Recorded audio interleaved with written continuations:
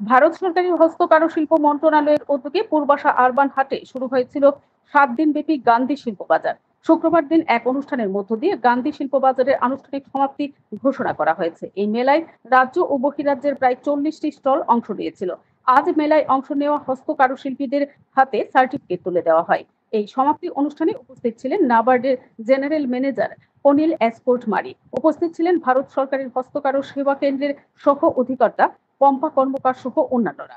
Bureau report, BTV Tripura news. हम लोग ज्यादातर ट्रेनिंग सेंटर में मिलते हैं, ज्यादातर मतलब डेवलपमेंट स्टेज में मुलाकात होता है। तो अभी क्या है सर, मतलब पोस्ट डेवलपमेंट स्टेज है, मार्केटिंग करने का और बायर सेलर के साथ मीट कराने का स्टेज है।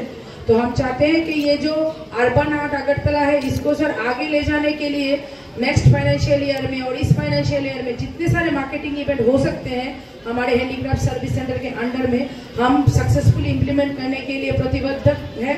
और हम चाहते हैं not only handicraft service centre, other जितने